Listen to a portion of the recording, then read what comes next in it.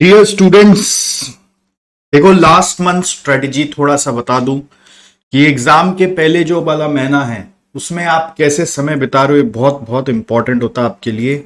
अगर आप अभी अपना टाइम को सही जगह नहीं लगाएंगे तो पता चला ये समय भी फुरफुर करके उड़ जाएगा, फुरफुर करके उड़ जाएगा और फिर उसको सुधारने के लिए सिर्फ मिलेगा अगला अटेम्प्ट।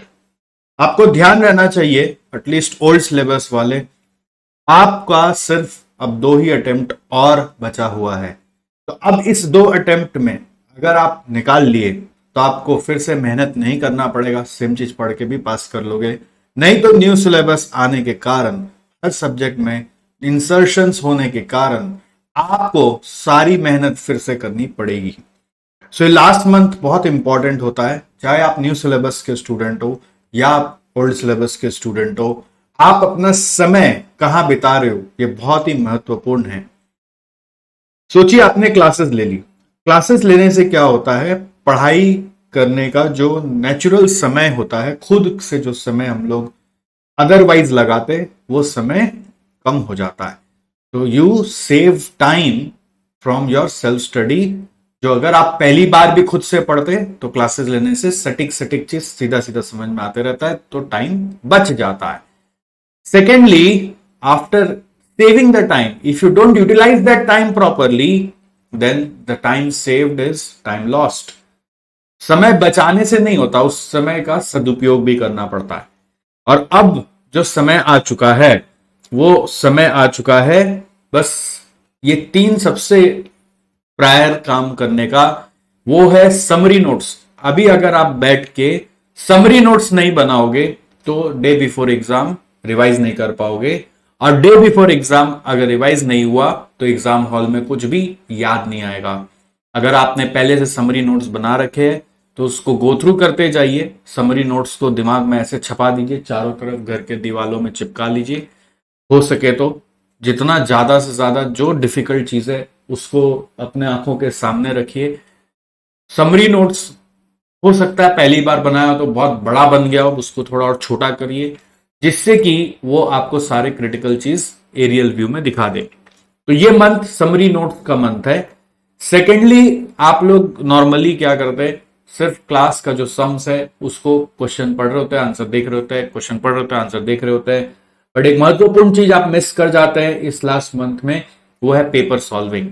अगर आपने पेपर सॉल्व नहीं किया तो आपको एग्जाम का लेवल नहीं समझ में आता, आपको समझ नहीं आता कि कहां पे अभी भी गैप रह गया है, क्या चीज अभी भी हल्का रह गया है। तो अभी भी समय रहते आप उसको सुधार सकते हैं। एक एक सब्जेक्ट के लिए अभी भी इनफ टाइम है कि आप उसको अब सुधार सकते हो। तो पेपर सॉल्विंग पे वक्त दीजिए। न्यू सिलेबस के लिए पास पेपर्स, पुराना सिलेबस का उतना ज्यादा वजन ना दे पाए तो भी जो सिमिलर चैप्टर्स आपको पता है न्यू सिलेबस में, ओल्ड सिलेबस का सिमिलर चैप्टर्स है उसका आप देख लीजिए। और न्यू सिलेबस में मॉडल क्वेश्चन पेपर्स आए हैं, 2-2 सेट है, तो उसको एकदम घोल के पी जाइए। क्वेश्चन बाय क्वेश्चन दोनों सेट को कंपेयर करिए। 2A में यहाँ क्या आया था, 2A में यहाँ पे क्या आया था, 3B में यहाँ पे क्या आया था, 3B में क्या आया था, कंपेयर करिए। क्योंकि हमारे इंस्टीट्यूट का कई बार चैप्टर पोजीशन फिक्स्ड होता है क्वेश्चन नंबर वाइज, और हर क्वेश्चन को वहां पे सॉल्व करेंगे अपने से, ना कि उसका क्वेश्चन पढ़ा और आंसर देखा, क्वेश्चन पढ़ा आंसर देखा, उसका कोई महत्व नहीं है। पूरा 3 घंटा लगाकर या 3.5 घंटा लगाकर उसमें एक एक क्वेश्चन को अटेम्प्ट करिए जैसे कि आप एग्जाम दे रहे हैं, और फिर अपना सॉल्यूशन से चेक करिए। और जो ओल्ड सिलेबस वाले उनको तो कम से कम पास्ट का 6 टर्म का पेपर, पास्ट का 6 टर्म का पेपर अब जाइए उसको सॉल्व करिए। सीएमई इंटर वालों के लिए पास्ट का पेपर्स का एनालिसिस हमने एसजेसी के टेलीग्राम चैनल पर डाला है। थोड़ा सा फाइल्स में जाके टेलीग्राम चैनल में खोज लीजिए, आपको बहुत हेल्प मिलेगा। इसके पहले भी मैं एक वीडियो बनाया था उसको लेकर, how to score 60+ in any subject in CME inter, उस वीडियो को भी एक बार हो तो देख लीजिएगा। बहुत बार बच्चे क्या करते हैं ना, मैराथन में टाइम बिता रहे होते हैं। मैं ये नहीं बोलता कि वो गलत है, लेकिन आप क्रिटिकल चीज को छोड़ के सिर्फ मैराथन देख रहे हैं तो रॉन्ग है। क्रिटिकल चीज आपके लिए ये है, अगर आप इसको नहीं कर रहे और खाली मैराथन कर रहे हैं या खाली क्लास नोट्स को पलट रहे हैं तो इससे रिटेंशन नहीं होता। रिटेंशन नहीं होता तो एग्जाम में आप कुछ कर नहीं पाओगे। थर्ड नंबर मोस्ट इंपॉर्टेंटली आपके एग्जाम में हर पेपर में एज यू नो एमसीक्यू आता है, और एमसीक्यू आपको एक नेक्स्ट लेवल पे ले जा सकता है। बहुत बार बच्चे एमसीक्यू को बहुत कैजुअली लेते हैं, एमसीक्यू तो कर ही लेंगे। एमसीक्यू मतलब, मेरा मतलब है fill in the blanks, true false सब।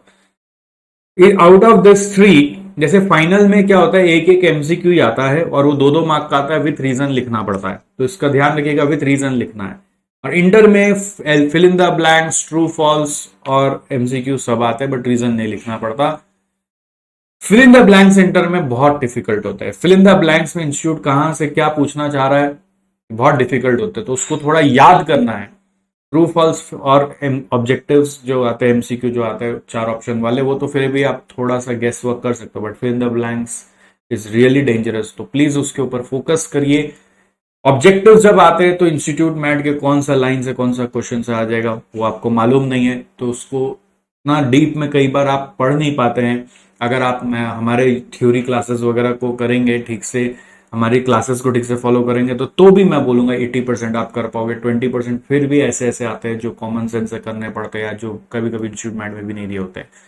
तो इसलिए आपको उसके लिए थोड़ा सा प्रिपरेशन करना है। एमसीक्यू को कम से कम 3 बार करोगे ना तो दिमाग में छप जाएगा। एटलीस्ट 70-80% जो आपको आता है वो आप एग्जाम में अच्छे से कर पाओगे, बाकी 20% फिर भी गेस वर्क करना पड़ सकता है एग्जाम हॉल में, इस चीज का ध्यान रखिएगा।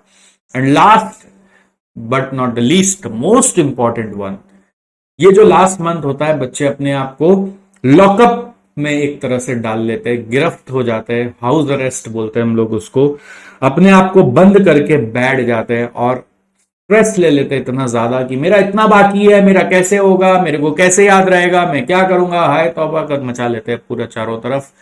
वो क्या अपने घर वालों को भी उठा लेते हैं, मेरे को ये मत बोलो, मेरे को वो मत बोलो, डिस्टर्ब मत करो, वो मत करो, और नहीं तो कई बार कुछ बच्चे गुमसुम से अंदर ही अंदर घुटते रहते हैं। ऐसा बिल्कुल नहीं होना चाहिए। लास्ट मंथ एकदम रिजॉइस का मंथ है। अपने नोट्स को देखो, अपनी कॉपीज को देखो, खुशी मनाओ कि देखो आपके दिमाग में इतना नॉलेज ऑलरेडी चला गया, आप इतना मेहनत करके आए हैं और यहां तक आप ऑलरेडी पहुंच गए हैं। अब जरा सा सफर बाकी है और आपका सपना पूरा होने वाला है। इस चीज को ध्यान रखो और खुशी से, एकदम एक्साइटमेंट के साथ सुबह उठ के एनर्जी फुल जोश के साथ, यस आज फिर मैं पढ़ूंगा, आज मेरा कंप्लीट होने वाला है, तब मन ताजा करके पढ़ाई करोगे, पॉजिटिव रहोगे कि मैं पास होने वाला हूं। ये नहीं कि डर डर के पढ़ोगे, डर डर के नहीं जीना है, डर डर के नहीं पढ़ना है कि भाई मेरा होगा कि नहीं, पता नहीं क्या होगा, अगर मेरा नहीं हुआ तो, अगर मेरा नहीं हुआ तो, ये नहीं हुआ तो, वो नहीं हुआ तो, ऐसे कभी नहीं सोचना है। जैसे ये थॉट आएगा दिमाग को इधर शिफ्ट कर लेना है कि नहीं अभी पढ़ाई पे ध्यान देना है और पढ़ाई में डूब जाना है। पढ़ाई ही आपका भी सच्चा साथी है, और लेकिन ऐसा साथी है जिसके साथ आपको समय बिताना अच्छा लगता है, जिसके साथ बैठ के आपको चिंता करना, वरी करना, ऐसा नहीं होना चाहिए।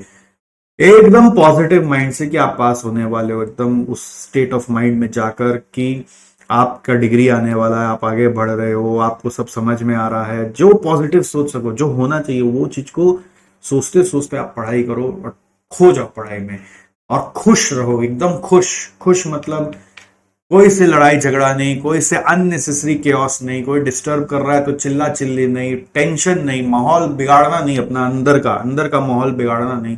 जितना आप अंदर का माहौल अच्छा रखोगे उतना दिमाग एक्टिव रहेगा, उतना फास्ट चीज रिकलेक्ट होगा, फास्ट चीज रिटेन होगा, एंड उतना अच्छा नंबर से आप पास हो पाओगे। सो अभी के लिए इतना ही है। और हमारे यूट्यूब चैनल पे काफी सारे मैराथन्स आ रहे हैं और आए हैं, तो आप उनको फॉलो करते रहिए, बट खाली मैराथन में नहीं डूब जाइएगा, इस 3 का जरूर ध्यान रखिए। और बाकी अपने दोस्तों के साथ ये वीडियो शेयर जरूर करिएगा, जिसको भी ये भी लास्ट मोमेंट पर इस मोटिवेशन की जरूरत है, इस गाइडेंस की जरूरत होगी, आपको जैसा लगता है। Thank you so much, all the best for your preparation, and I really wish you to pass in the flying colours. बहुत अच्छे नंबरों से आप पास हो, बहुत खुशी मन से पास हो। मैं तो अभी बैठ के यही इमेजिन कर रहा हूँ कि आपकी मिठाई अब मेरे तक पहुंच रही है, आप मेरे को फोन कर रहे हो, खबर कर रहे हो, मैं तो ऐसे ही पॉजिटिव पॉजिटिव सोच रहा हूँ। जैसा भी एग्जाम जाएगा मुझे जरूर बताएंगे, कमेंट जरूर करेंगे, वीडियोस में बताते रहेंगे हम लोगों को, जिसके पास हमारा नंबर है आप हमें रीच आउट करते रहेंगे। चलिए तब तक थैंक यू सो मच, हasta la vista, all the best.